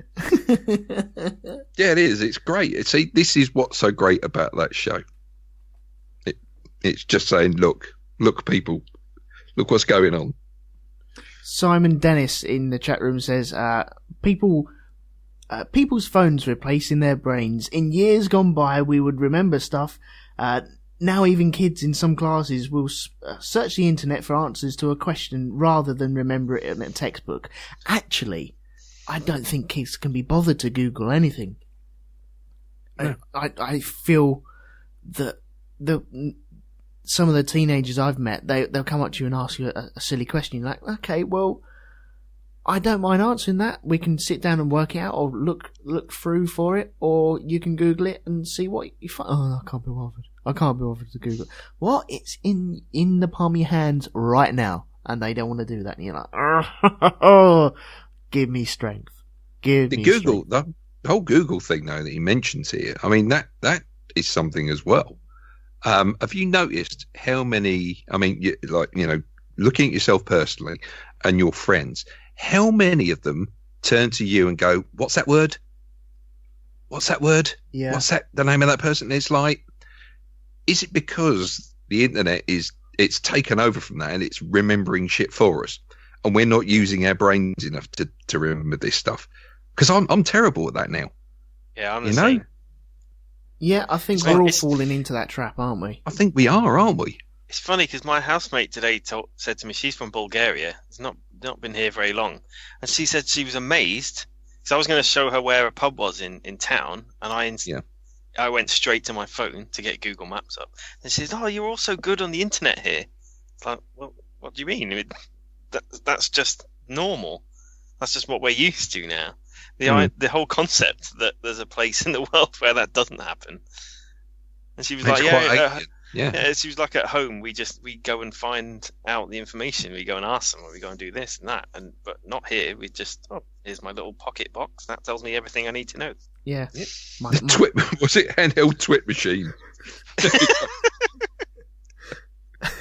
I love that. That's great. Oh dear. I think that was Julian. Oh, see, I can't even remember the bloke's name now.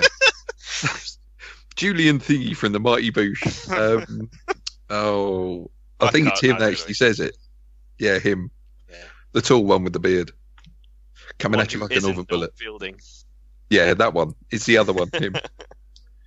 Not I thought Julian Clary for a minute. It's like, no, wrong Julian. I thought Julian Assange. That's not the right guy. Okay. Should we move on to another subject? Or do we want to wrap it up here and then maybe come back to this at a later date? You want to carry this on? You do? I suppose this is quite cathartic, really. It's helping a little bit. It really is. Yeah. Yeah, it's like we're all sat around in a circle. You know, hi, my name's Darren, and I've been an old bloke for a couple of years now. I'm a miserable old bastard. Yep. Well, okay, I'll tell you what. We'll come back to this. How old do you have to be a miserable git, by the way? I don't know. I suppose I felt like I was kicking in maybe 25. Yeah. Because I thought I was going to come on here and play devil's advocate, but no. No, you've joined in, man. You've done wonderfully. I applaud you, sir. I applaud you for your old-mindedness. I think what we need to do is there's a pub in Welling, right, that says no phones, no books, no nothing, just beer. That's all it is. It looks like somebody's living room, right? Yeah. Do you know? In fact, Elton, you might actually remember this. Go on. Do you remember in Welling, what we associate as Welling High Street? Yeah. Down the other end where Boots is, past Boots, going towards Bexley Heath, there's a shellfish shop. Shellfish? Little tiny one. Yeah, it sells like whelks and stuff like that. No, it's an actual shop, tiny shop. Is it past the Morrisons? Or is it before the Morrisons? It's past the Morrisons. Okay. On that side of the road. More near the football ground, or a little bit? It's on its way. Away from the football ground, isn't it? No, it's going towards the football ground. Okay. But that's where that pub is.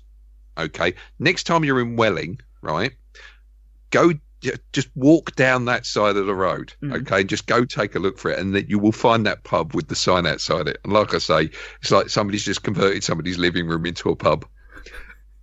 I'm tempted to go in there and drink, a real ale. No. You should go in wearing like a waistcoat and a flat cap. Oh, pre-book your pint. And you should ring up and see whether you can pre-book a pint. And then when you get there, ask for, can I have a third of a pint, please? Yes, I'd like a third of a pint. I'd like. And can I have an umbrella in that, please? Thank you. And can I have some nasty tunes to go with that as well? Yeah, can I have some real ironic tunes, please? Like the Meow Mix advert music. Can I have that, please? Oh, jeez. And can I have an avocado in it, please? Yeah, in fact, can you just stick a big fucking beach ball in it for me? Because I can't drink it unless it's kind of quirky, And I'm talking about the sort of quirky that literally is trying to stick itself down your throat. I mean, really, really going for it. It's got to be really quirky. Did I mention it had to be quirky? Okay, right. As a closing thing, because I reckon we should come back to this maybe in 6 months' time or something. Just when we feel like we need a bit of a moan, and I've still got plenty of stuff to talk about. So we'll come back to this in about 6 months' time. But to wrap it up, how would you serve a hipster drink? Or what would you serve a hipster drink in nowadays if you wanted to be the quirky person? If I really wanted to go for it, yeah, what would I serve it in? Yeah, I would serve it in the disk drive port of an old laptop. That's what I would serve it in. In fact, no, actually, I would have a 1980s Atari games console. That's what I'd do. I'd serve it in that. The 2800, I was going to go for that. I'd do that. In fact, I would carve that out, and I would have that as, that would actually be the food tray. You'd open that up, and that your dinner would be in that. Okay, now the drink would be served in a Ford Fiesta, a 1974 Ford Fiesta. Yes. In fact, no, I've got an even better idea. What would happen is, right, okay, a Victorian gentleman would approach your table with a big top hat on, and he'd go, "Good day to you, sir." And as he bent down and took his cap off, you'd find that your beer was in there. And he'd leave it on the table and then just walk away. And you'd have to drink it out the top hat. Or maybe you'd have to suck it through the moustache of that gentleman. Yeah, actually, it would go through his head by osmosis. It's stored in his whiskers, and you have to just supple it out of his whiskers. He's actually drunk the pint already, but it's the bits that are left have soaked up into the beard and the moustache. And you have to wring it out. You have to wring it out. He's drunk the pint, and you don't actually get any of the pint. He just sits and describes to you exactly what that pint was like and how it's affecting you. Yeah, so yeah. You just get the concept of a pint. And then you give him £4 for it. £4.50. £4.50. In fact, screw that. You just get a fucking home brew kit just dropped on your table. That's it. You'd have to go home and make your own beer. A big copper waste bin ready to make your own stuff. Lee, That's what about right. yourself? I immediately thought of the Mighty Boosh with old Greg drinking Baileys from a shoe. Oh, Greg. Ever drunk Baileys? Baileys from a shoe. Yes, that as well. So that's it. We could have that in the pub. We could have beer served in a top hat from a Victorian gentleman. He then goes, "Good day to you, sir," and puts the top hat on the table. And the spirits could be served in a shoe, which they are now. I do believe things are served in shoes. What kind of shoes? Preferably ones that don't have corn plasters in them, but you would probably have that in there just to give it a bit of, it's rustic. Yeah. It's rustic. It's an artisan created rustic shoe. It would be a used corn plaster then. It would be from railway line. Elizabethan scarecrow or something. From a poor ex-northeastern miner. Something like that, yeah. Can I suggest maybe... Who appears on a Lowry painting.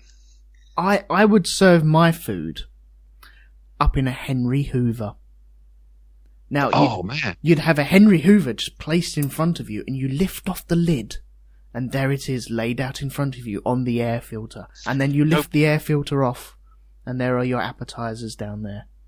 The chef has made the food and then sucked it into the Hoover. Oh, yes. No, actually, I could put it on the filter because then you could switch the Hoover on and it could rise on the air that it's pushing out. And it would just, and you wouldn't even need a knife and fork. And it would just be floating there and you could just, just munch it, yeah. Yeah. And then a lady with a 30-centimetre ruler will flick it as it's riding on its curtain of air. And flick it into your mouth. I'd like the cheese, please. Thank you. Maybe it could be actually fired at you by a Victorian lacrosse player.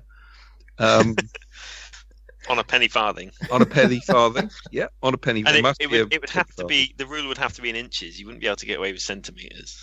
Yeah, you wouldn't. No. The imperial measurements. It would be, yes, because that's like old and shit, isn't it? Exactly. Yeah, it would have to be a wooden one too.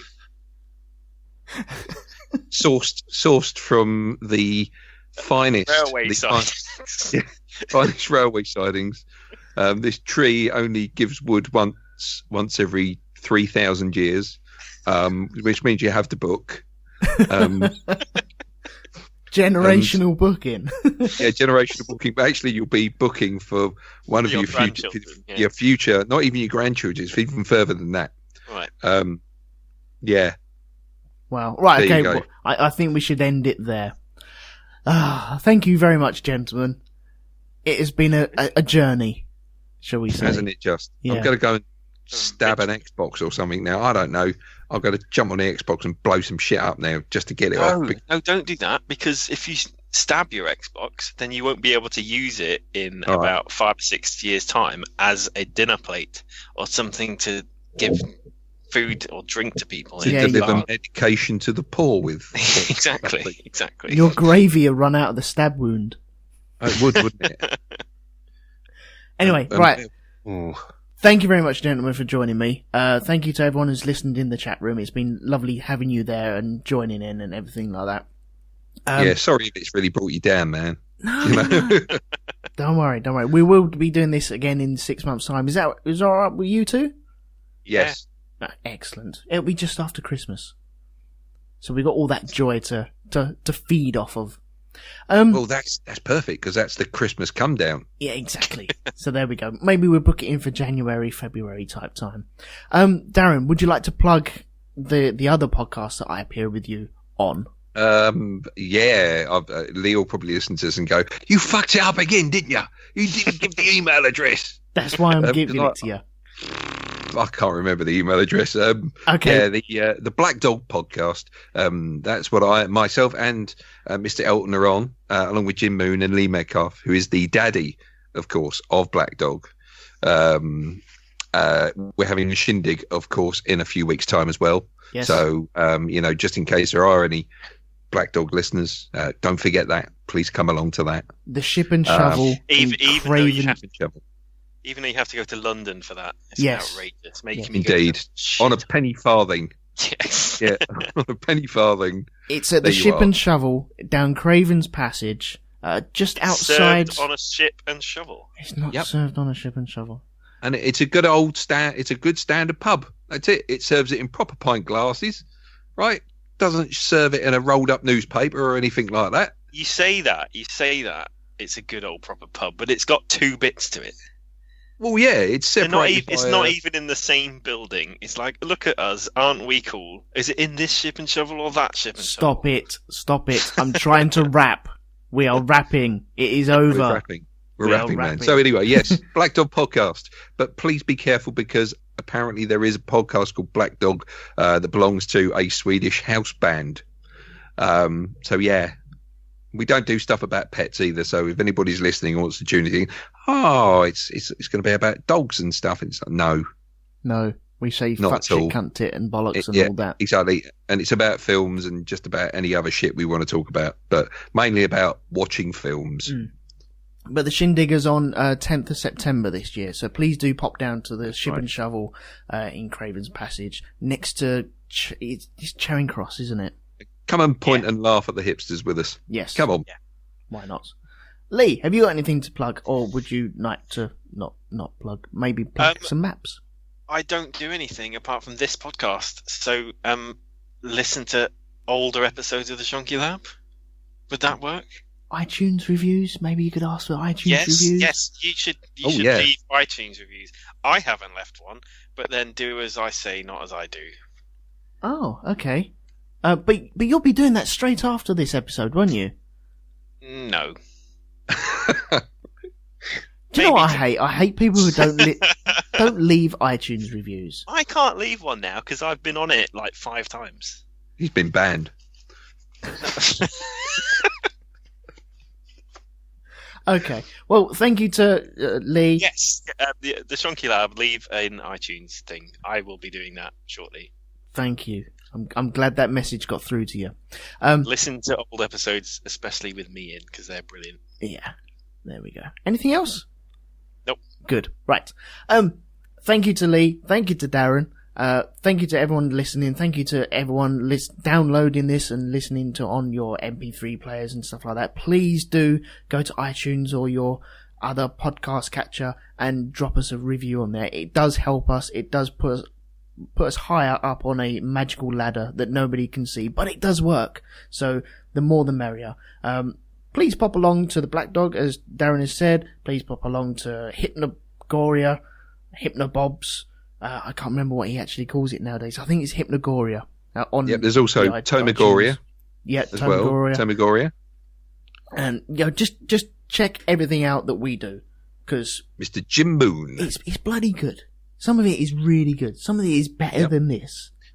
You'll actually learn some stuff as well listening to Jim's podcasts. Oh yes, educational. Yes, and just brilliant. Honestly, just brilliant. It's well worth your time. So please pop along and find out all that stuff. So, until next time, I don't know what the subject is next time out, but I will work it out soon. They will be coming out more rapid if you join the Facebook group that we have, which is facebook.com/groups/Shonky Lab. You can find all the information there. I post when we have an episode, when it's building up to an episode, and when we're going live on the episode. So you can join us. You're more than welcome to Skype in at any time as well. The Skype is always open, so you can join us on that way and interact with us that way. But the chat room works just as well. So, until next time, join the Facebook group, and well, I'll let you know what's happening there. So, thank you very much, and see you later. Bye-bye. Bye-bye. Bye.